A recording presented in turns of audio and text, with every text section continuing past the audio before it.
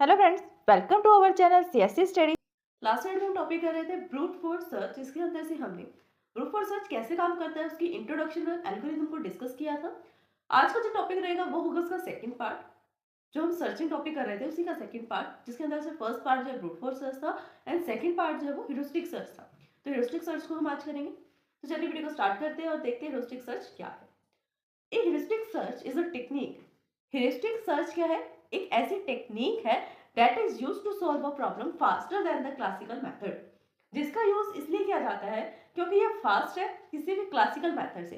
Classical methods कौन से होंगे? जो ब्रूट फोर्स सर्च में आते हैं, डेप्थ फर्स्ट सर्च और ब्रेथ फर्स्ट सर्च। ठीक, इसके अंदर देखो और क्या है, ये कह रहा है कि जो ह्यूरिस्टिक सर्च टेक्निक है उसका यूज ही इसलिए किया जाता है ताकि हम किसी भी प्रॉब्लम को सबसे फास्टर सॉल्व कर सकें as compare to the classical methods. These techniques are used to solve or find the approximate solution of a problem when classical methods do not। जब हम heuristic search techniques का use करते हैं to solve a particular problem and find the approximate solution।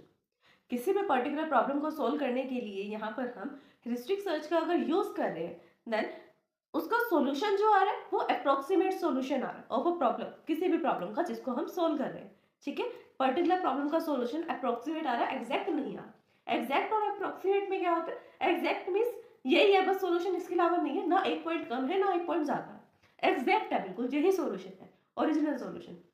जब approximate की बात आती है तो अप्रोक्सीमेट में ये होता है कि ये सॉल्यूशन अप्रोक्सीमेट है, इससे कम भी हो सकता है नंबर, इससे ज्यादा भी हो सकता है, बट अराउंड इट इसी के आसपास होगा सॉल्यूशन जो भी होगा।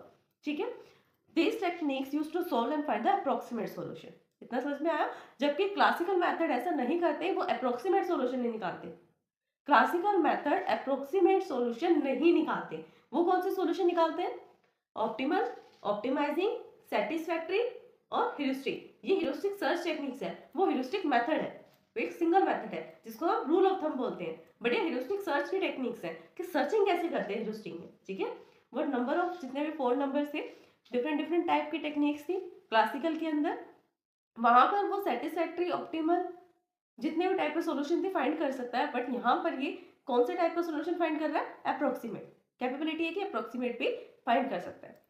Heuristic are said to be the problem solving technique. अगर हम चाहें तो हम ह्यूरिस्टिक को प्रॉब्लम सॉल्विंग टेक्निक भी बोल सकते हैं। ठीक है, क्योंकि ये क्या कर रहा है? प्रॉब्लम को सोल्व कर रहा है। सोल्व तो ह्यूरिस्टिक सर्च भी कर रहा है और ब्रूट फोर्स सर्च भी कर रहा है। ठीक है, बट यहाँ पर हमने इसको प्रॉब्लम सॉल्विंग क्यों बोला? Because that result in practical and quick. क्योंकि इसका सॉल्यूशन क्विक है, फास्ट है और प्रैक्टिकल है। रियल में लगता है कि हाँ, जो बने बनाए बिल्डिंग रूल्स थे उन्हीं का यूज करके हमने बनाया। ब्रूट फोर्स सर्च में तो ब्लाइंड सर्च होता है, कुछ नहीं पता क्या कर रहे हैं, क्यों कर रहे हैं, किसी चीज के पीछे कोई रीजन नहीं, बस मन कर रहा है तो इस वाले सर्च को लेफ्ट सर्च कर लिया, ट्री राइट सर्च कर लिया, अपनी मर्जी से कोई भी सर्च कर लिया। बट यहाँ पर ह्यूरिस्टिक में हम बने बनाए रूल्स का यूज करते हैं। पता होता है कि ये रूल इसके लिए बिल्ड किया गया है, इस प्रॉब्लम के लिए कौन सी प्रॉब्लम किस रूल से मैच हो रही है, उसी के अकॉर्डिंग हम उन रूल्स का यूज करके यहाँ पर प्रॉब्लम को सोल्व करते हैं। इसलिए ये यहाँ पर quick solution plus practical solution होता है जो इंपॉर्टेंट है। They are strategies that are drive from the past experience with the similar problems. ये कुछ ऐसी स्ट्रेटेजीज हैं इसके पास जो अपने पास्ट एक्सपीरियंस से ये लगाता है।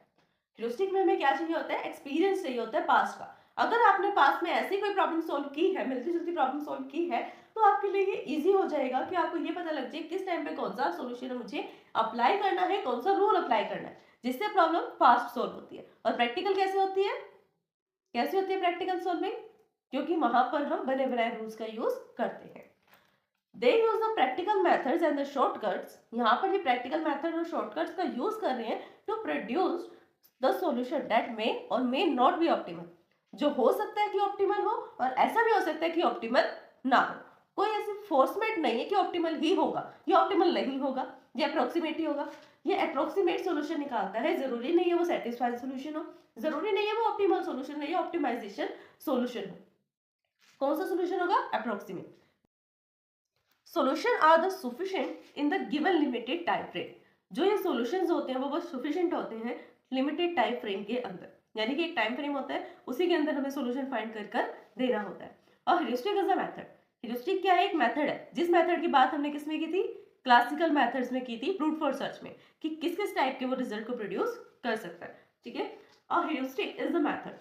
यहाँ पर ह्यूरिस्टिक क्या है? एक मेथड है that might not be always find the best solution, जो ऐसा जरूरी नहीं है कि हमेशा ये बेस्ट सॉल्यूशन ही आपको देगा, कोई कंपल्सरी नहीं है कि आपको हमेशा बेस्ट सॉल्यूशन मिलेगा, ठीक है, बट ये गारंटी है कि एक गुड सॉल्यूशन तो मिल ही जाएगा, यानी कि काम चलता सा सॉल्यूशन मिल जाएगा, बट ये जरूरी नहीं है कि आपको हमेशा बेस्ट सॉल्यूशन मिलेगा, कि उस सॉल्यूशन से ऊपर कुछ हो ही नहीं सकता। हो सकता है कोई और मेथड लगाकर कोई और रिसर्चर उसको सोल्व करने की कोशिश करे और वो सोल्व हो जाए, उससे भी अच्छा सॉल्यूशन निकल जाए जो लास्ट टाइम निकाला था किसी और साइंटिस्ट ने। तो यहाँ पर जो भी सॉल्यूशन होते हैं वो बेस्ट कंसीडर नहीं किए जाते, ऑप्टिमल कंसीडर नहीं किए जाते। क्या कंसीडर किया जाता है? गुड सॉल्यूशन और approximate solution within a reasonable time, मतलब टाइम फ्रेम के अंदर। By sacrificing the completeness it increases the efficiency. जब ये सैक्रिफाइस करता है इस पूरे कंप्लीटनेस को, तो वो क्या इंक्रीज करता है?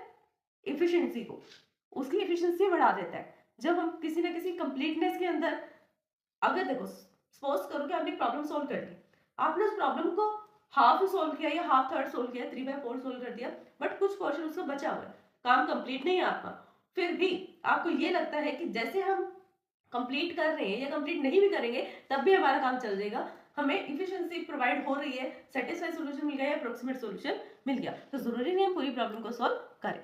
Heuristic search is used to two cases. Heuristic search जो है वो दो जगह पर यूज किया जाता है, दो अलग अलग केसेस में। कौन कौन से केसेस है वो? फर्स्ट केस जो आता है वो आता है नॉट एग्जैक्ट एल्गोरिदम नन। जब आपको एग्जैक्ट एल्गोरिदम का पता ना हो कि उस प्रॉब्लम को सोल्व करने के लिए एग्जैक्टली आपको कौन से एल्गोरिदम का यूज करना है। और दूसरा, जब आपको पता है कि कौन से एल्गोरिदम का यूज करना है, तो ये केसेस हो सकते हैं, या तो आपको पता है या आपको नहीं पता। सिंपल।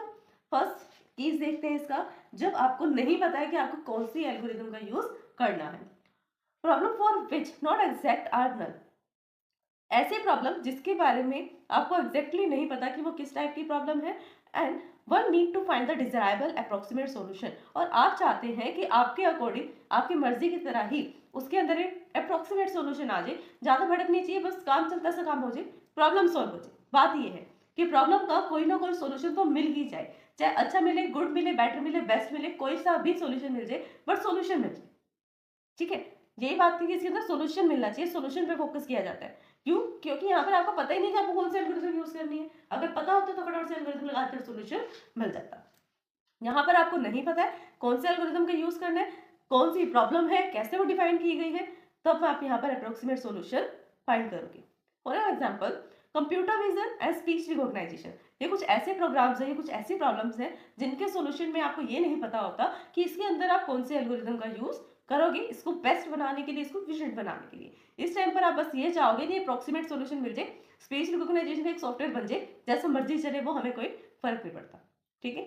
फिर सेकंड केस जो आता है उसके अंदर आता है एग्जैक्ट सॉल्यूशन में, कि आपको पता है कि एग्जैक्टली कौन सा सॉल्यूशन इसके अंदर लगेगा, एग्जैक्टली कौन से एल्गोरिथम इसके अंदर यूज की जाए। अब प्रॉब्लम में हैव एन एग्जैक्ट सॉल्यूशन, एक प्रॉब्लम है जिसके पास उसका अपना एक एग्जैक्ट सॉल्यूशन है, यानी कि उसको पता है कि किस प्रॉब्लम को लगाकर, किस एल्गोरिथम का लगाकर हम उस प्रॉब्लम को सॉल्व कर सकते हैं। But the computational cost of the find it may be prohibits, but ये हो सकता है कि उसको फाइंड करने में थोड़ी कॉस्ट लग जाए। It can be defeat this combinational explosions and find the expectable solutions। वहां पर हम कॉम्बिनेशंस को लगाते हैं और एक्सेप्टेबल सॉल्यूशन फाइंड करने का ट्राई करते हैं कि जिसको हम एक्सपेक्ट करें। कुछ एक सॉल्यूशंस को नेग्लेक्ट भी कर देते हैं क्योंकि हम चाहते हैं हमें बेस्ट सॉल्यूशन मिले। ऑप्टिमल कौन से एग्जांपल्स हैं? For example chess state space growth combinatory explosion. Chess जो गेम बनाई जाती है ऑनलाइन वगैरह में, वहां पर इसको बिल्ड करने के लिए जिसके अंदर एआई का यूज किया जाता है, वहां पर बिल्ड करने के लिए इसके अंदर अलग स्टेट स्पेसेस होते हैं, यानी पॉसिबल पाथ्स होते हैं, पॉसिबल स्टेट्स होती हैं, वहां पर कॉम्बिनेटरी सॉल्यूशंस का यूज करते हैं। कैरेक्टरिस्टिक्स ऑफ एआई प्रॉब्लम्स में आपने पढ़ा भी होगा कि कॉम्बिनेशनल सॉल्यूशन से हमें प्रोवाइड करता है फैक्टोरियल्स में, जहां पर नंबर ऑफ काउंटिंग बहुत ज्यादा होती है, इसलिए हमें कॉम्बिनेटोरियल सॉल्यूशन एक्सप्लोर कर सकता है, जबकि एक नॉर्मल क्लासिकल मेथड नहीं कर सकता जो कन्वीनियंट है। For an example, heuristic techniques कौन सी होती हैं, इसके बारे में हम आगे डिस्कस करेंगे। अभी सिर्फ इसका नेम देखते हैं।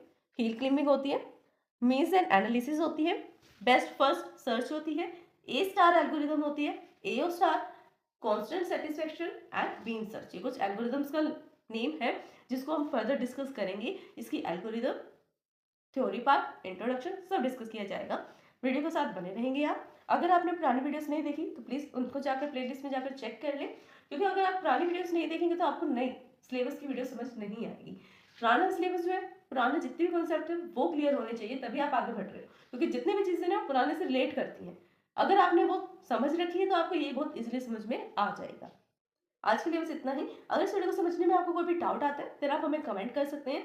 वीडियोस को लाइक शेयर सब्सक्राइब करना कमेंट करना ना भूलें। Thanks for watching my video. अगर आप सीएससी में ऑल सब्जेक्ट्स में थ्योरेटिकली एंड प्रैक्टिकली परफेक्ट होना चाहते हैं तो हमारे चैनल सीएससी स्टडी को सब्सक्राइब करें, बेल आइकन को प्रेस करें ताकि सबसे पहले अपडेट आपको मिले। वीडियोस को लाइक शेयर सब्सक्राइब करना कमेंट करना ना भूलें।